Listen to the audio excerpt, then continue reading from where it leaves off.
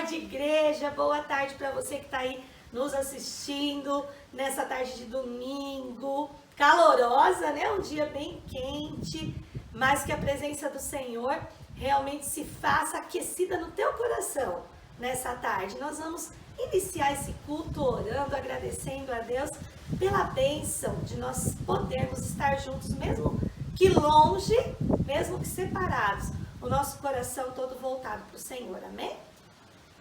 Pai, nesta tarde nós queremos te louvar, te agradecer, bendizer o teu nome, ó Pai, porque o Senhor tem sido bom com as nossas vidas. As tuas misericórdias se renovaram nesta manhã sobre cada um de nós, e as suas misericórdias são as provas de nós não sermos consumidos.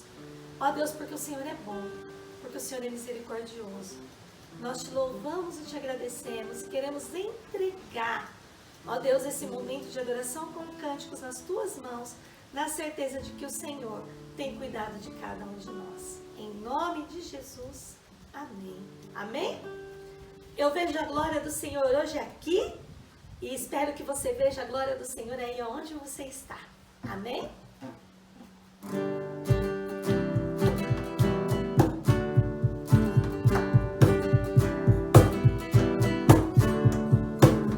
Eu vejo a glória do Senhor hoje aqui. A tua mão, o teu poder sobre mim. Os céus abertos, hoje eu vou contemplar o amor descer neste lugar. Eu vejo a glória do Senhor hoje aqui. A tua mão, o teu poder sobre mim. Os céus abertos, hoje eu vou contemplar o amor descer neste lugar.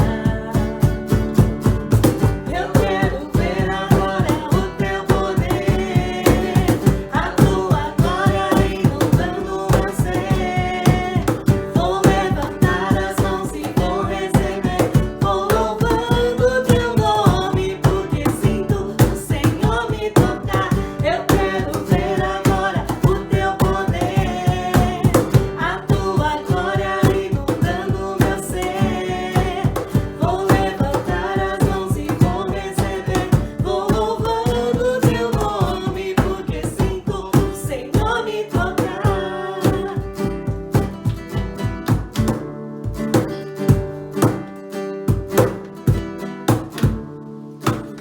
Eu vejo a glória do Senhor hoje aqui. A sua mão, o seu poder sobre mim. Os céus abertos, hoje eu vou contemplar o amor descer neste lugar. Eu vejo a glória do Senhor hoje aqui.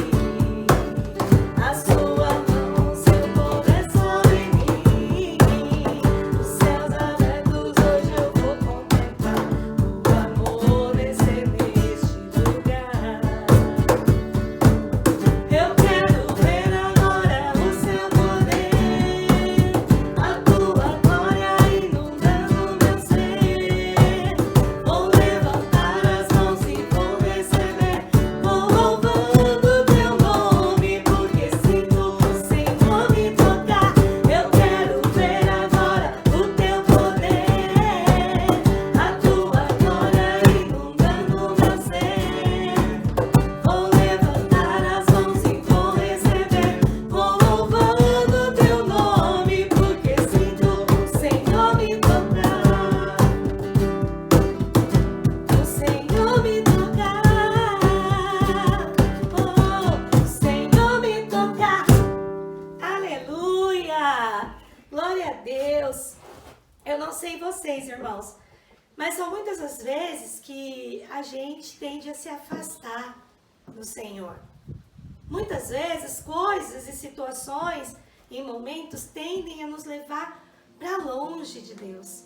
Nós vamos cantar agora uma canção que diz que nós queremos voltar, que nós desejamos sentir a presença de Deus como da primeira vez. Você se lembra a primeira vez que você se encontrou com o Senhor? Você se lembra daquele sentimento, daquela sensação boa, daquilo que Deus fez na tua vida naquele primeiro momento. Então que a gente peça ao Senhor que mesmo longe um dos outros, que nós possamos viver o novo de Deus para nós. Amém?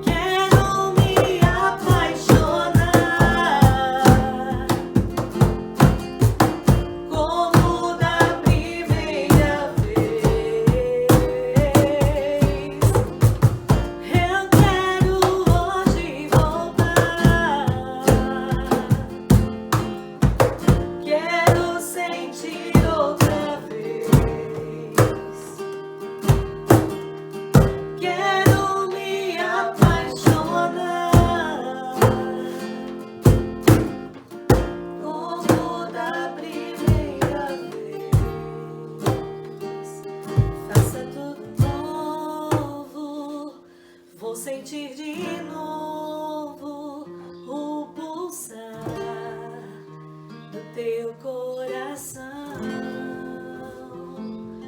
Faça tudo novo, vou sentir de novo o pulsar do teu coração.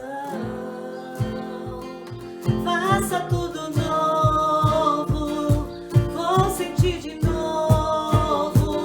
o pulsar do teu coração. Faça tudo novo, vou sentir de novo o pulsar do teu coração. Eu quero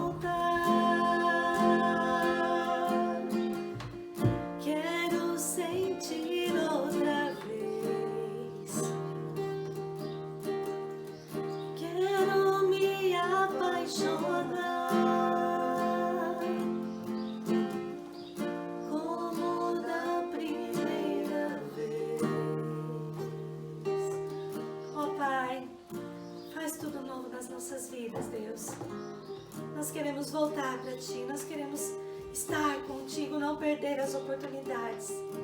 Ajuda-nos, ó Pai, no conforto aí do nosso lar. Naquele momento secreto, naquele momento que é só nós e o Senhor. A nos aproximarmos cada vez mais de Ti. No individual. Buscando estar contigo, Deus.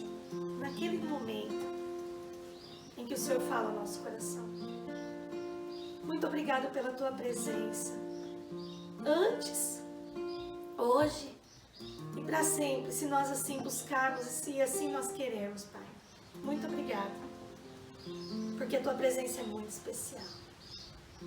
E assim nós oramos agradecidos em nome de Jesus. Amém. Amém, queridos. Fiquem com Deus. Agora nós vamos ter um momento missionário com a Ana Júlia. Tchau, tchau. Tchau. I never made it, but I know what it takes. I'm motivated by a mix of emotions. Boa tarde, irmãos. Que saudade que eu tava aqui de gravar. Isso que eu só fiquei, uma semana sem gravar. Mas enfim, domingo passado a Carla, que veio aqui, que deu um momento missionário, foi uma bênção, graças a Deus.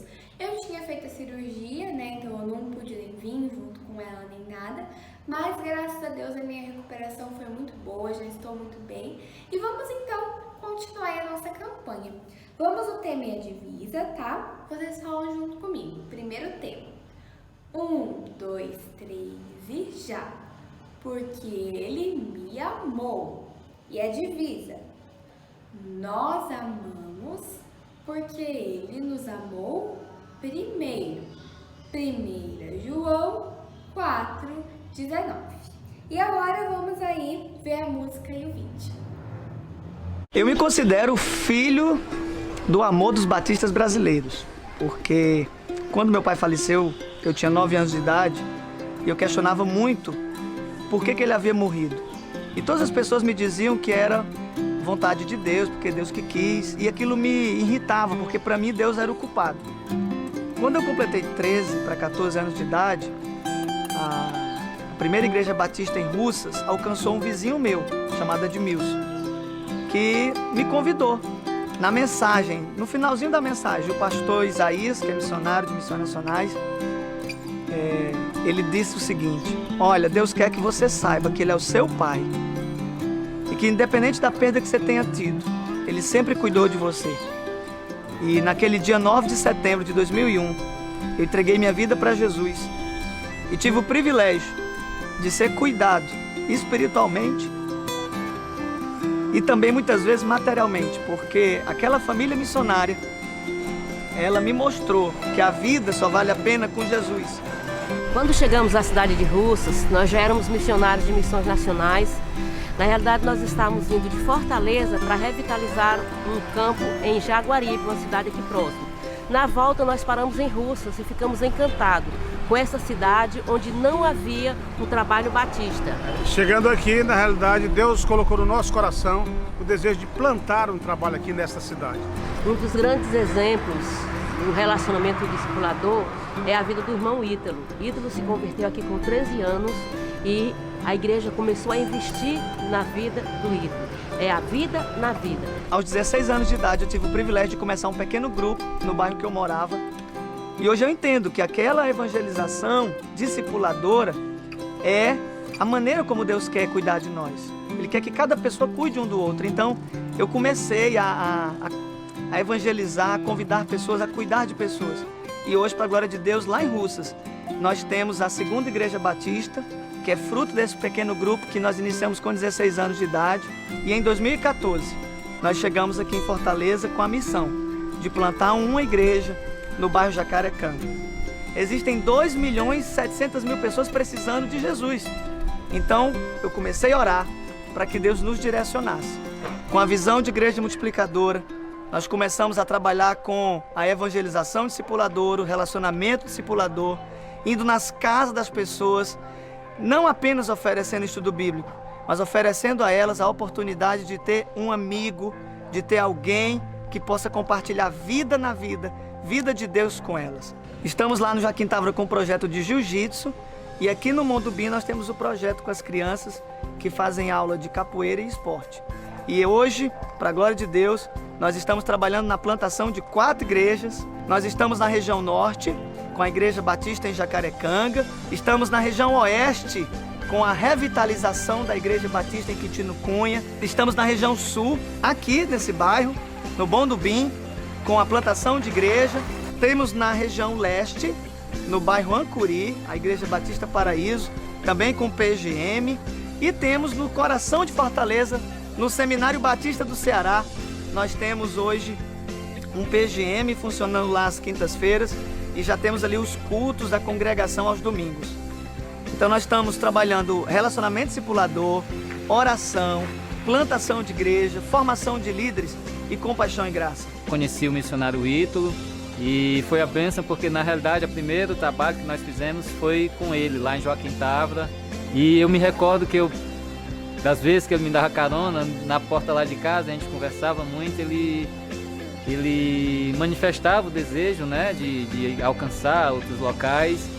Hoje eu pergunto para ele: e aí, missionário, como é que está? Ele disse: o jeito dele, está bem melhor, né? E realmente assim, eu fico emocionado, porque arde o desejo de fazer algo, porque foi Deus quem colocou.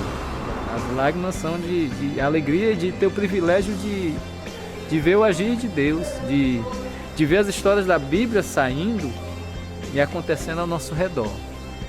E eu creio que é só o começo. Quando eu me lembro que a família missionária chegou na minha cidade e me acolheu, quando eu lembro de tudo que Deus já fez na minha vida como cristão, na minha vida como missionário, e eu vejo a necessidade, a carência das pessoas, eu não me imagino mais a minha vida sem esse propósito. A minha razão de viver hoje é levar isso para as pessoas, para que as pessoas conheçam Jesus e saibam que Jesus transforma. E eu me alegro de ser um fruto desse amor, um fruto desse cuidado que os batistas brasileiros têm tido em pregar o Evangelho, fazendo discípulos, cuidando das pessoas.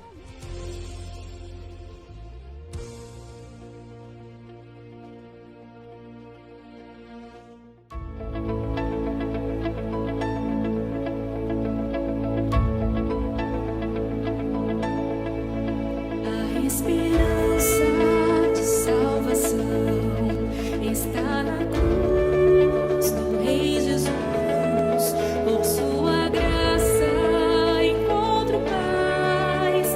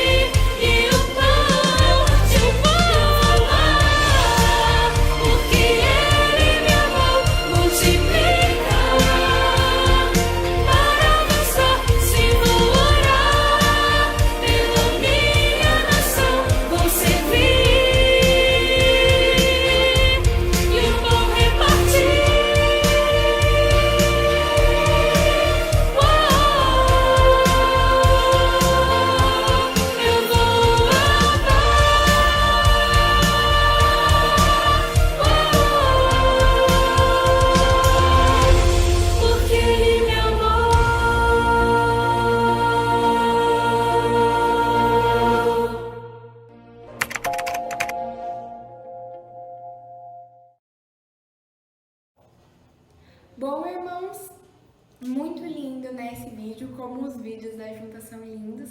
E hoje, né, retomando aí os nossos temas, nós vimos primeiro o tema amo e hoje é o multiplico. Esse vídeo, ele exemplifica muito isso, porque quando nossa igreja, o nosso papel é o quê?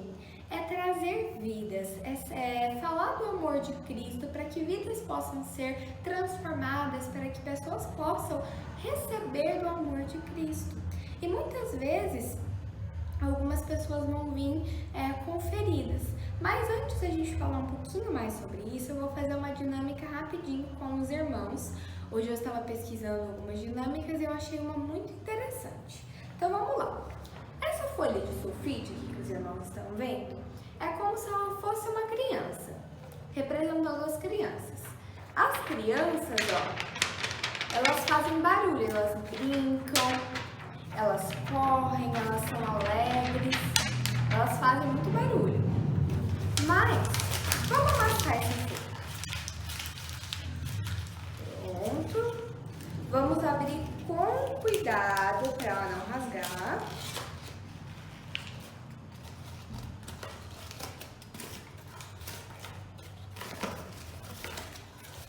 Vamos amassar de novo?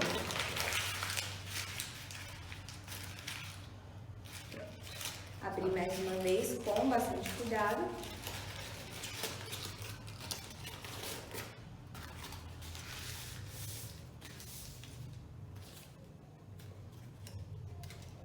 Essa folha agora não faz mais barulho. Essa folha aqui, toda amassada, representa muitas vezes crianças e pessoas que chegam para nós com muitas feridas. Uma criança que tem muitas feridas, ela não consegue ver a vida com tanta alegria. Ela não consegue brincar, ela não consegue gritar, ela não consegue correr de alegria, porque ela é triste. E muitas vezes para nós, quando nós estamos trabalhando com pessoas, chegam muitas crianças assim. E muitas pessoas assim também, porque o normal das pessoas é mesmo, por mais tímida que ela seja, é conversar, é contar da sua vida, é passar os momentos, é demonstrar uma pessoa feliz. E as pessoas não se demonstram felizes assim. Muitas vezes são essas pessoas que vão chegar pra gente. E só Cristo pode tirar esses machucados, pode tirar essas feridas. Então, quando nós estamos falando de multiplicar, a gente tem que saber que todos os tipos de pessoas vão chegar e que nós temos que estar prontos para dar carinho, amor e assistência para essas pessoas, porque esse é o nosso papel. A igreja é um hospital, irmãos, onde as pessoas vêm para se tratar, para se curar. Porque se nós já temos feridas, existem tantas pessoas que sofreram tanto na vida, mas Cristo pode mudar a história dessas pessoas e nós acreditamos nisso. Então traga pessoas, convide pessoas para vir à igreja, que nesse momento, né, não estamos indo mais assistindo aos cultos, convide pessoas para assistir, que nós podemos fazer essa diferença, assim como foi feito com o Ítalo, que é o moço do vídeo. Então é isso, meus irmãos. Este foi o nosso momento missionário de hoje. Fiquem com Deus e agora fiquem com a palavra.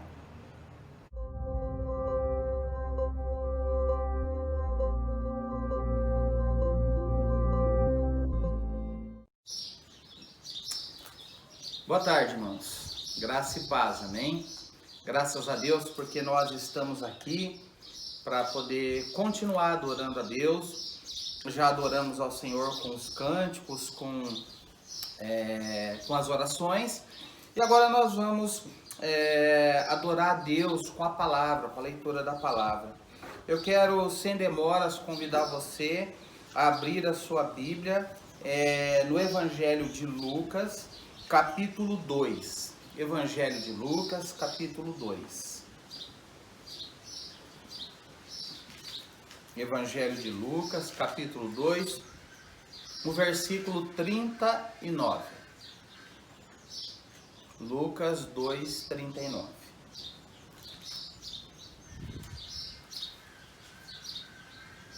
Amém? Você já abriu aí a sua Bíblia? Vamos à leitura então, amém? Cumpridas todas as ordenanças, segundo a lei do Senhor, voltaram para a Galiléia, para a sua cidade de Nazaré. Crescia o menino e se fortalecia, enchendo-se de sabedoria e graça de Deus, e a graça de Deus estava sobre ele. Ora, anualmente iam seus pais a Jerusalém para a festa da Páscoa.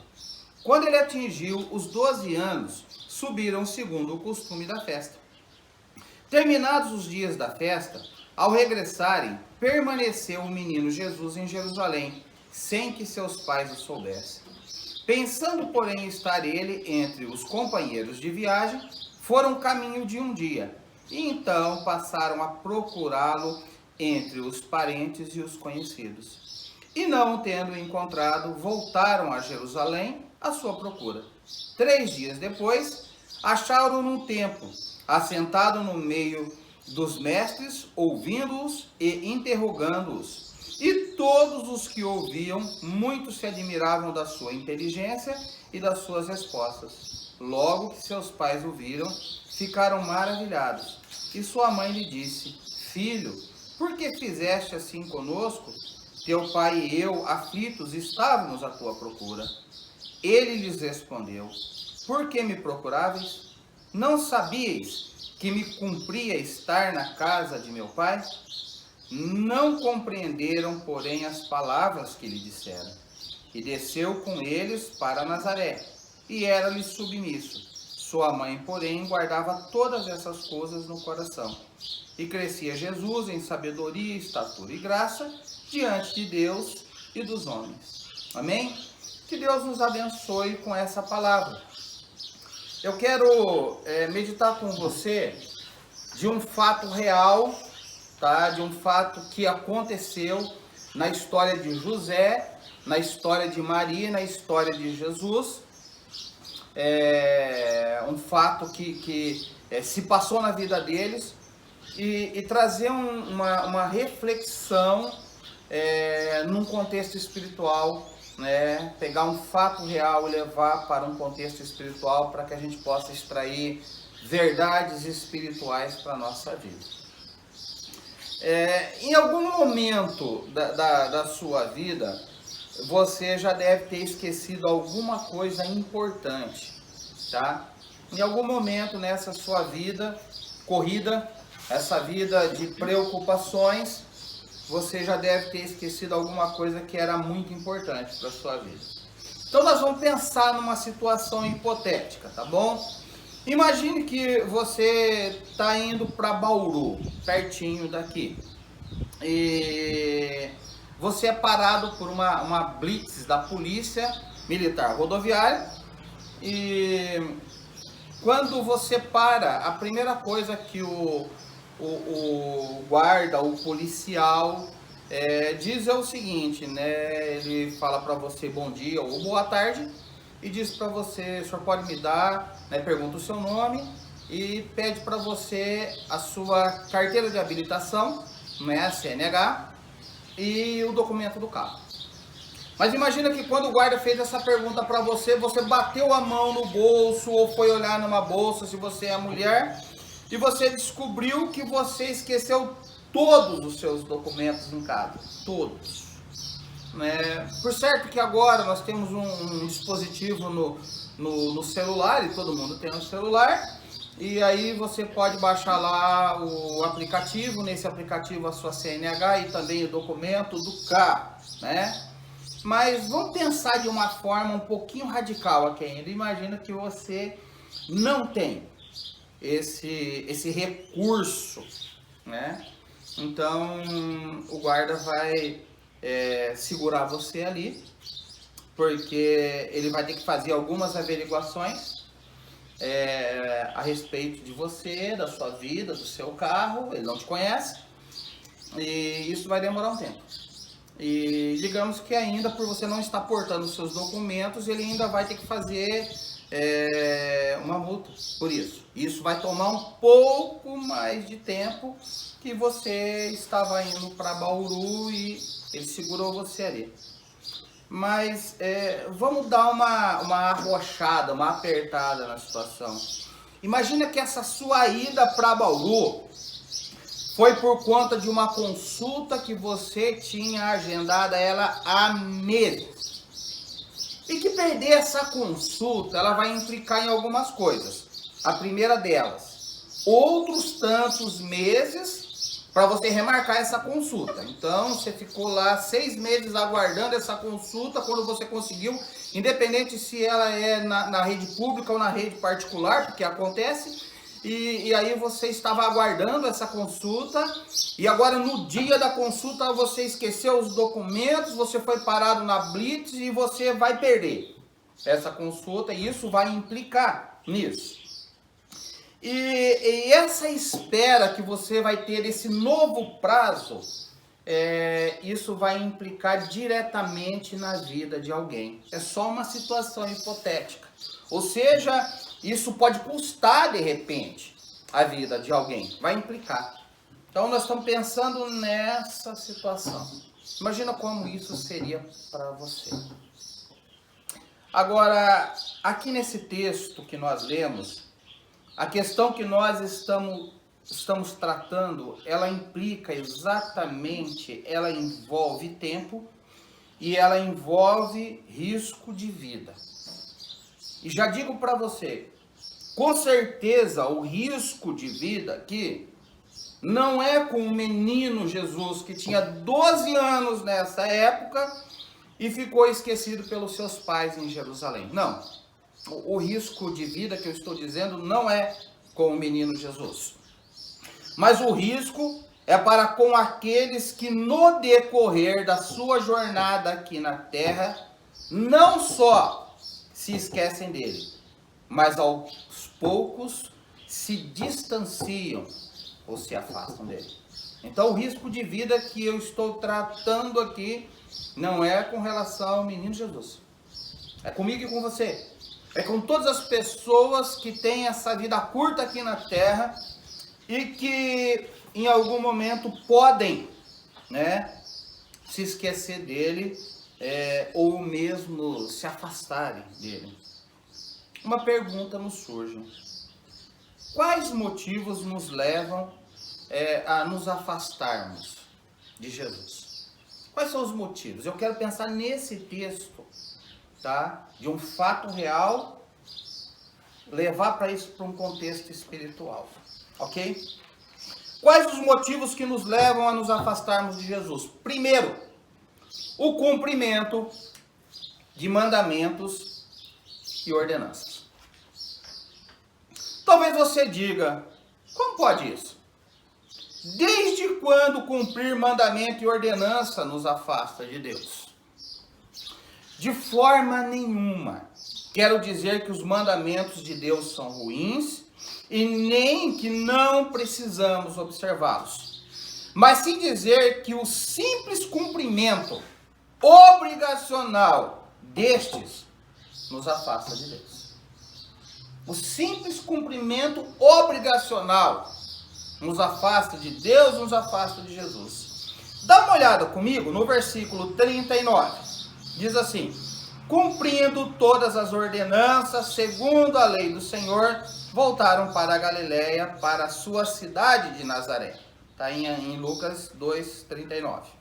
Vamos ler o versículo 41 e 42 também. Ora, anualmente iam seus pais a Jerusalém para a festa da Páscoa. Quando ele atingiu os 12 anos, subiram segundo o costume da festa. Então o versículo 39, o 41 e 42, diz que os pais de Jesus, junto com outros milhares de judeus, haviam ido para Jerusalém, a fim de cumprir os mandamentos da lei segundo a festa da Páscoa. Os judeus, eles tinham muitas cerimônias e festas religiosas. E dentre essas festas estava a festa da Páscoa. Só para a gente ter uma noção, a festa da Páscoa é aquela que nós temos, os judeus têm a lembrança da saída deles do Egito, a libertação deles lá no Egito. Então eles foram lá por ocasião dessa festa. Nessa ocasião, nessa Páscoa desse ano aqui que está sendo relatado, Jesus está com 12 anos. E ele está se tornando filho da lei. Então, todo menino de 12 anos, ele era aos 12 anos introduzido na lei, nos conhecimentos da lei judaica. E ele também precisava cumprir as suas exigências, as festas judaicas, aos jejuns e tudo mais. Então agora não só os pais de Jesus, mas o próprio Jesus, na sua introdução como filho da lei, precisa ter o cumprimento dos cerimoniais a respeito das festas, na ocasião a festa da Páscoa, a respeito dos jejuns e tudo mais que tinha. Jesus passa o tempo, tá? E Jesus se torna adulto e começa o seu ministério. São 18 anos depois, porque ele começa o ministério dele aos 30 anos e ele se torna adulto. E esse ponto a respeito dos mandamentos e das ordenanças é um ponto crucial na sua divergência com os mestres da lei e com os fariseus. Esse é um dos pontos que vai pegar, porque é nesse viés, é nessa linha que os mestres da lei e os fariseus são confrontados por Jesus. E eles querem pegar Jesus e ter um motivo para condenar justamente aonde? Nos mandamentos e nas ordenanças, ou melhor, no não cumprimento, na não observação dos mandamentos e das ordenanças. E isso é descrito em todos os evangelhos, a gente vai ver isso de forma muito abundante. Vamos dar uma olhada em Lucas capítulo 6. Vai um pouquinho à frente comigo e dá uma olhada em Lucas capítulo 6. Lucas capítulo 6, o verso 1. Olha o que acontece aí, um ponto que até hoje é muito debatido. Aconteceu que num sábado.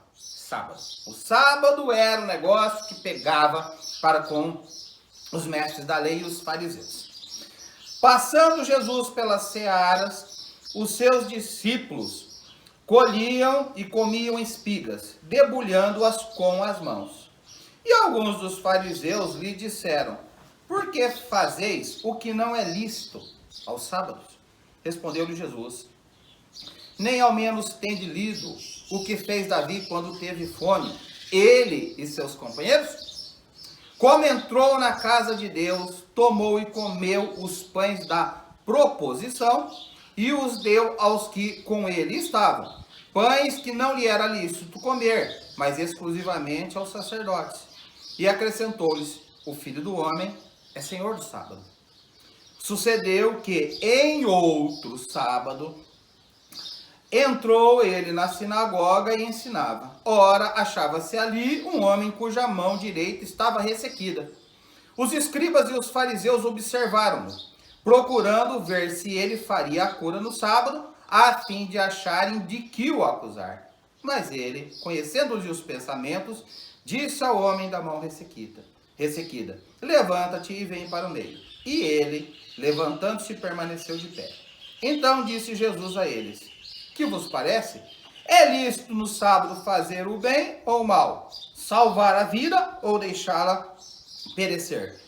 E, fitando a todos ao redor, disse ao homem: estende a mão. Ele assim o fez, e a mão lhe foi restaurada.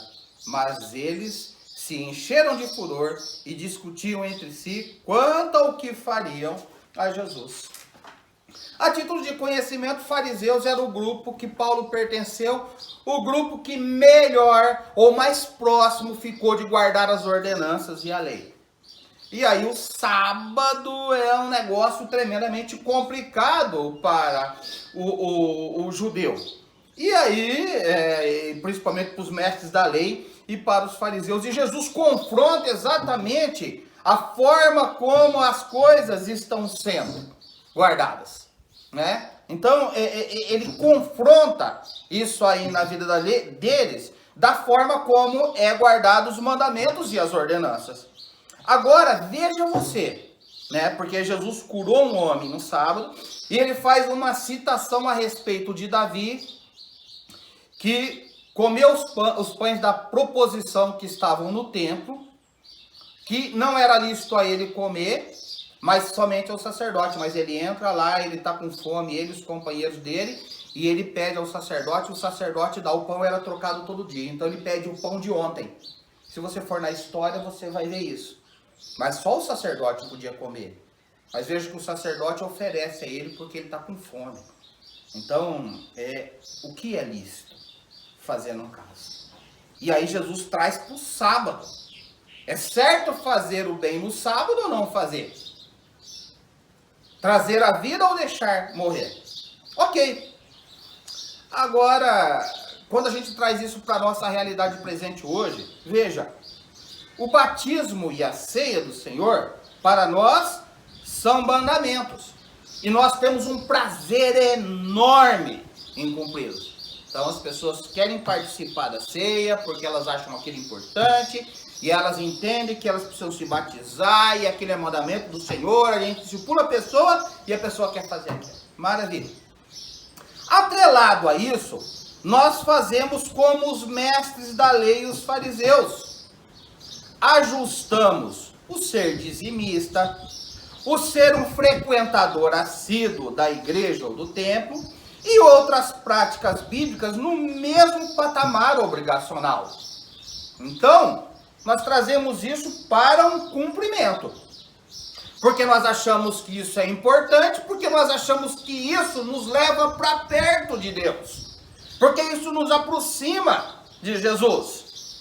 Não é que alguém está nos impondo isso, que a gente faça isso para que a gente vá para perto. Nós mesmos fazemos essa cobrança da nossa própria vida. Impomos como regra para a nossa religiosidade. Então, se eu quero estar perto de Deus, eu preciso me batizar, eu preciso tomar ceia, principalmente tomar ceia. Eu preciso entregar o meu dízimo, eu preciso ser um participante ativo da igreja. Nós nos cobramos isso e colocamos isso num patamar de obrigatoriedade. Fazemos da mesma forma que os fariseus faziam, achando que isso nos aproxima de Deus, de Jesus.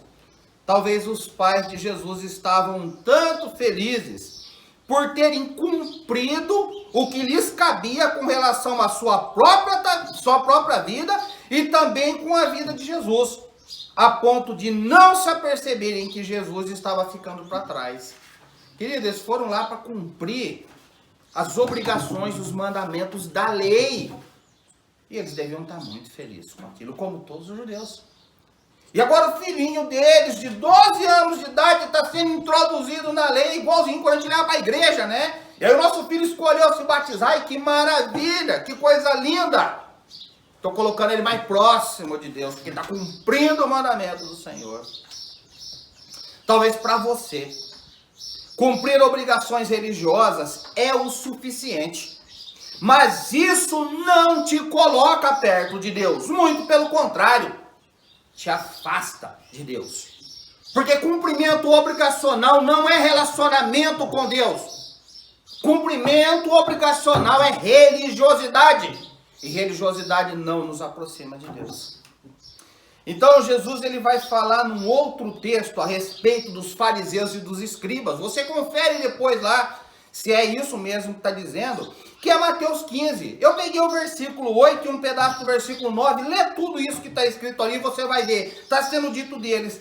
Eu anotei aqui para mim o que me importava para falar para você. Diz assim: este povo me honra com lábios, mas o seu coração está longe de mim. Em vão me adoram. E isso Jesus está dizendo a respeito dos fariseus e dos escribas, os mesmos desse texto aqui de Lucas que nós acabamos de ler. É preciso viver uma história com Deus, ter vida de relacionamento com Ele. É a partir daí que mandamentos e ordenanças começam a fazer sentido. É a partir daí que fazer e deixar de fazer acontece.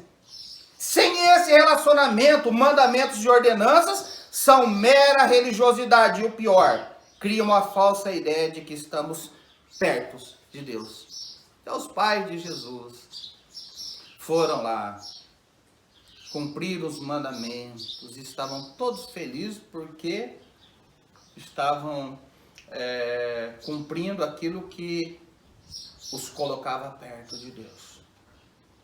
Mas Jesus ficou para trás. É lógico que nós estamos falando de um fato físico e eu estou levando isso para um contexto espiritual. Às vezes, nesse afã, nessa vontade alucinada de fazer, que muitas vezes é maior do que viver, nós achamos que estamos indo para perto de Deus com aquilo que fazemos, quando na realidade estamos nos afastando de Deus, porque se não temos um relacionamento diário, não adianta cumprimento de mandamentos e ordenanças. E eu vou lá no ponto, não adianta ser dizimista. Não adianta frequentar igreja. Não adianta, querido.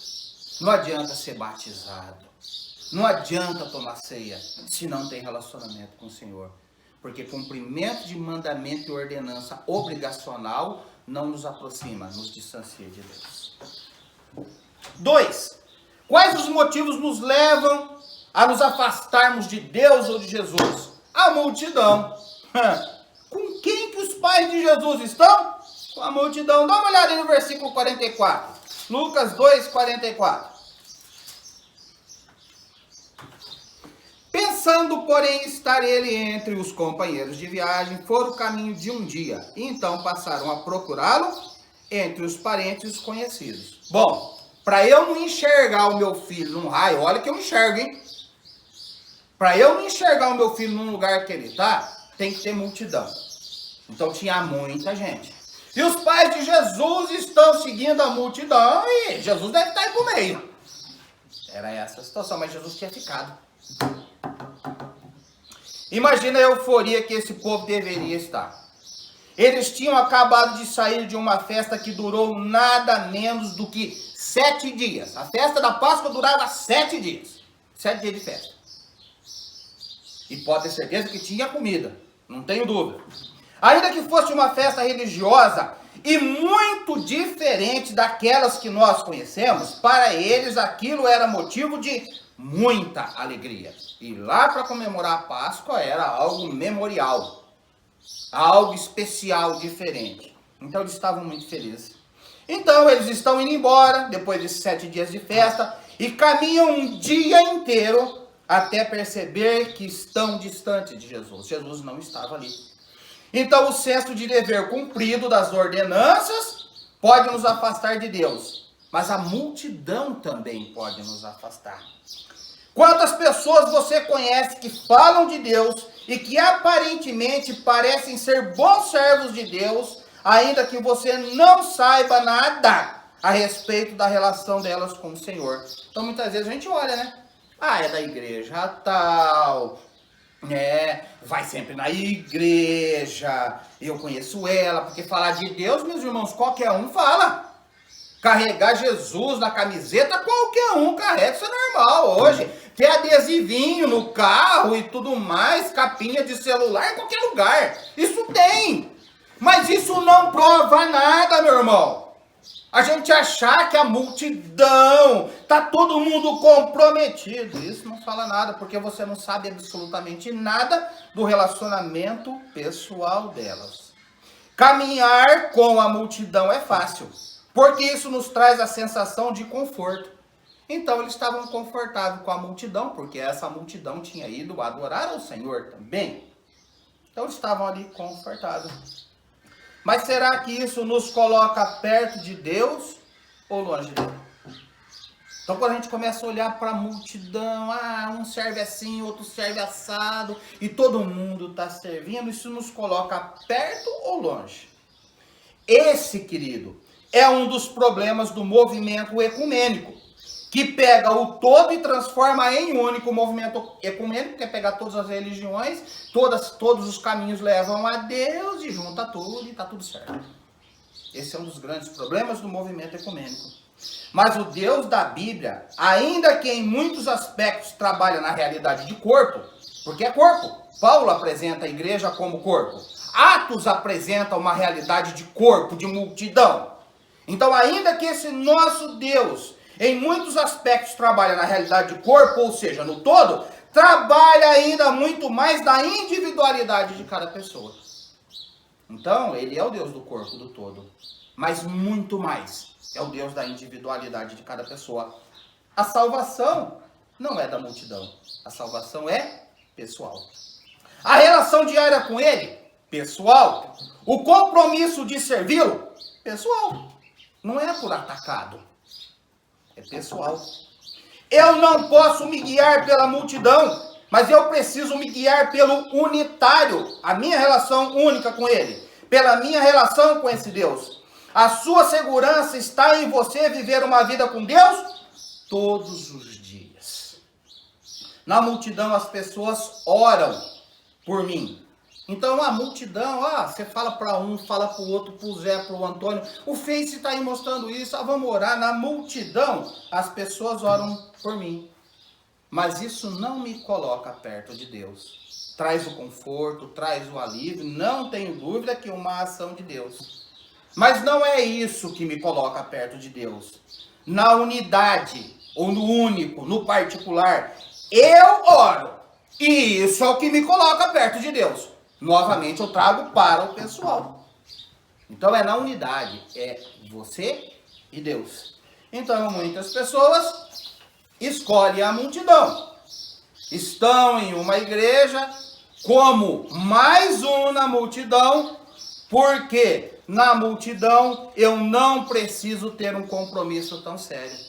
Então muitas pessoas estão com a multidão, porque na multidão não precisa ter um compromisso tão sério.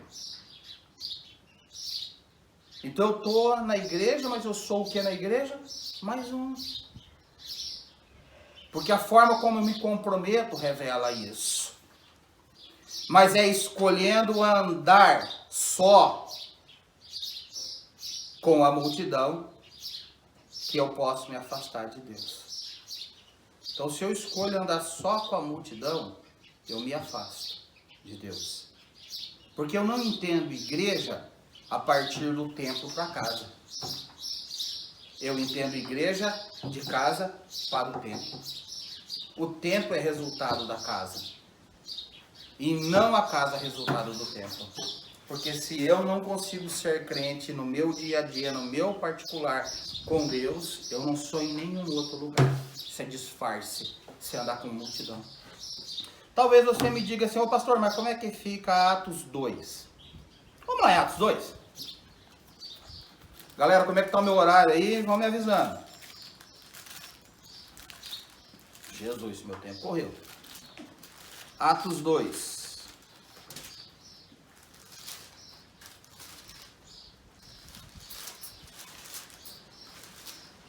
A gente não pode ficar sem pregar muito tempo, que a gente perde o prazo. Atos 2, versículo 42, diz assim: e perseveravam na doutrina dos apóstolos, na comunhão e no partir do pão e nas orações. Maravilha até aí. Aí ele fala assim no 43, em cada alma havia temor. Então você veja que quando eu pego Atos 2, há um todo. Mas ele traz para o particular, porque era uma ação de cada que fazia com que o todo fosse o que o todo é. Não é o todo que faz o particular, mas é o particular, é aquilo que eu acabei de falar isso para você. Em cada alma havia temor, e muitos prodígios e sinais eram feitos por intermédio dos apóstolos. Todos os que creram, ou seja, ninguém crê por atacado, é os que creram. E esse todos aqui, ele está dizendo que cada um que creu, que formou o todo, estavam juntos, e assim ele vai. Então, querido, não é da multidão para o particular, é do particular para a multidão. Atos capítulo 4, versículo 32. Da multidão dos que creram. Então havia uma multidão, mas de pessoas na individualidade que creram. Era um coração. Ninguém considerava exclusivamente sua uma das coisas que possuía. Tudo, porém, lhes era comum. Então aquilo que era meu era seu. Mas parte da onde? Do um para o todo. Então, quando você pega Atos, não dá para falar que Atos está contradizendo o que o teu pastor está falando. Não. Ele está justificando o que eu estou falando. Então veja que Atos fala da multidão, mas fala também da individualidade. Para mim, a multidão é o resultado da individualidade do dia a dia de cada um com Deus. Só isso. Então, O cumprimento obrigacional de mandamentos e ordenanças nos afastam de Deus. Quando ele é obrigacional, eles nos afastam de Deus. A multidão sem o compromisso do particular, do unitário, também nos afasta de Deus. Então, estavam lá os pais de Jesus, alegres, felizes, cumpriram os mandamentos e Jesus ficou.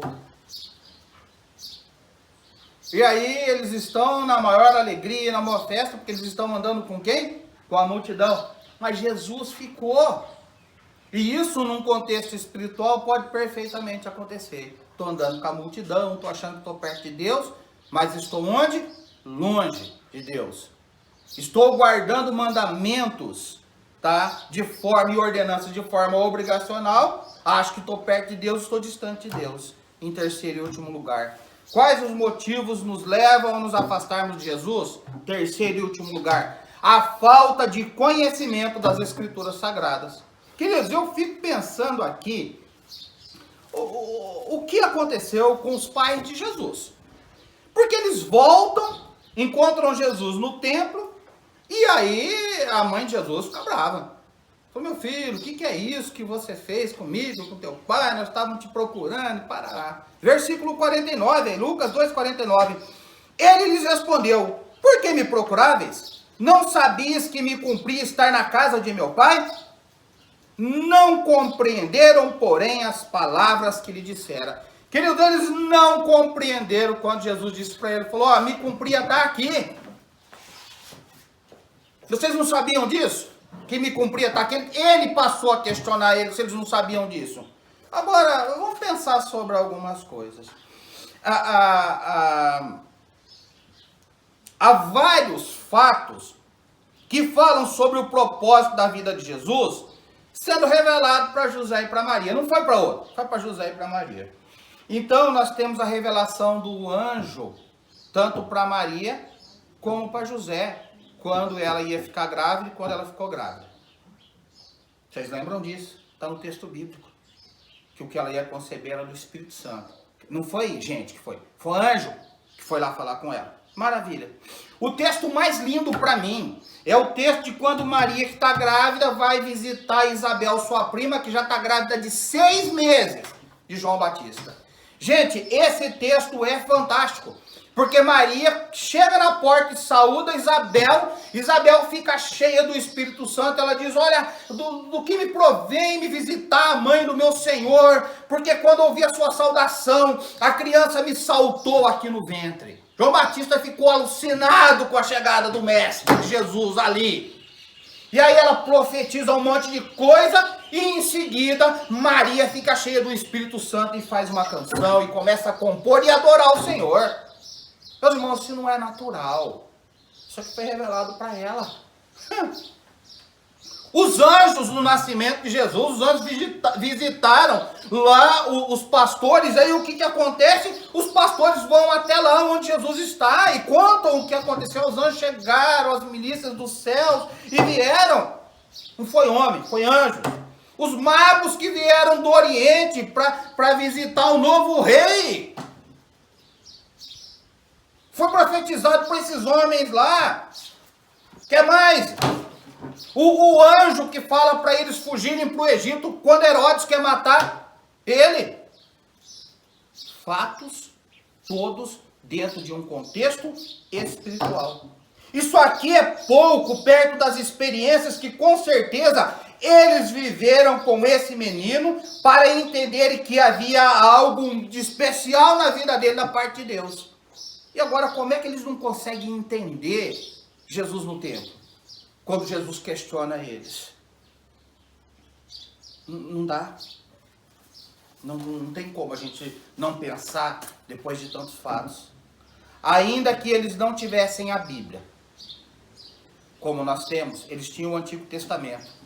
O que os profetas haviam dito a respeito da vida dele, mais as experiências todas que eu relatei. Então eles tinham aquilo que os profetas já tinham dito a respeito dele, e mais as experiências que tinham vivido. Veja que aqui eles têm todas as experiências mais a palavra. Há um equilíbrio dessas duas forças aqui. Será que isso não era suficiente?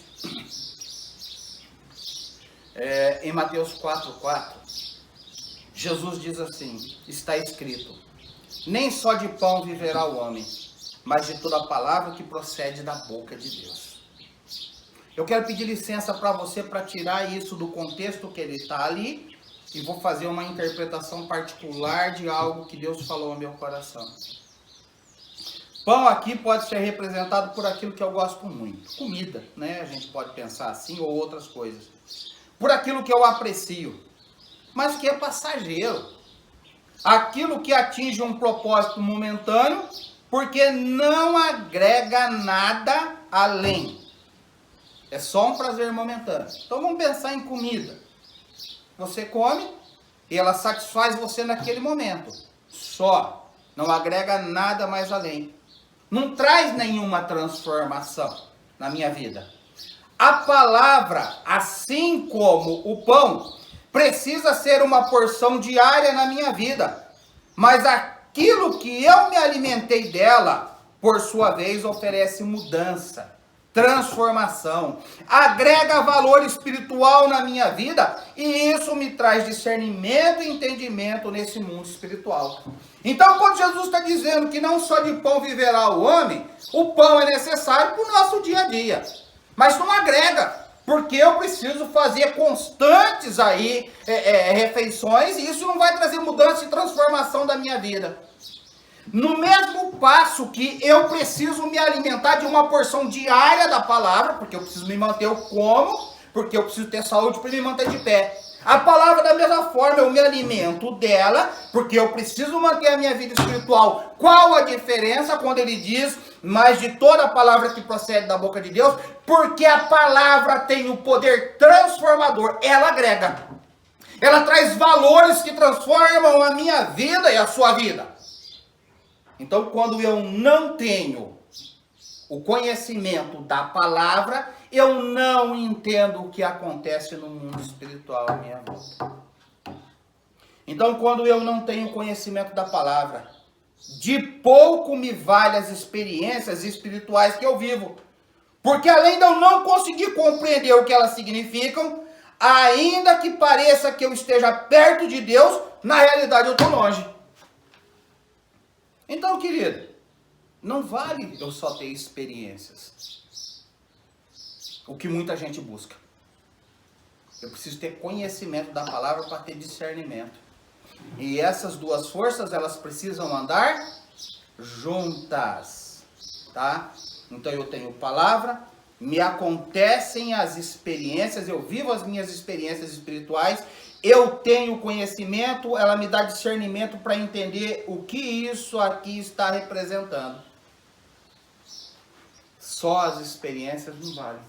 Quantas experiências os pais de Jesus viveram com o sobrenatural? Quantas experiências que eu relatei para você? Mas agora eles não estão conseguindo entender o que Jesus está fazendo lá dentro da casa. E Jesus questiona eles e falou, mas era aqui que eu deveria estar. Como é que vocês não conseguem entender isso? Era aqui. Não tinha outro lugar para eu estar. Eu tinha que estar na casa do meu pai. O texto de Mateus diz que na realidade espiritual eu vivo pela palavra de Deus. Não só de pão viverá o homem, mas de toda palavra que procede da boca de Deus. Então ele está dizendo isso. Em último lugar para falar para você, o texto de Oséias capítulo 4, versículo 6. O meu povo foi destruído por falta de conhecimento. Querido, eu preciso ter o conhecimento. Porque se eu não tenho conhecimento, se eu só vivo pelas experiências, eu posso ter a falsa ideia que eu estou perto de Deus. Mas na realidade eu vou estar longe. Porque eu não consigo discernir as experiências e eu não consigo viver aquilo que Deus deseja que eu viva. A minha pergunta para você: a vida que você tem vivido, da forma como você vive o seu evangelho, o seu relacionamento com Deus, se é que ele existe, te coloca perto de Deus ou longe de Deus. Que Deus esteja tratando isso no teu coração. Que Deus esteja tratando isso no meu coração, falando com a minha vida e com a sua vida. Só para a gente reforçar. O cumprimento obrigacional de mandamentos e ordenanças não nos colocam perto de Deus. A multidão, seja ela a multidão de pessoas que falam de Deus, ou a multidão mesmo da igreja onde você frequenta,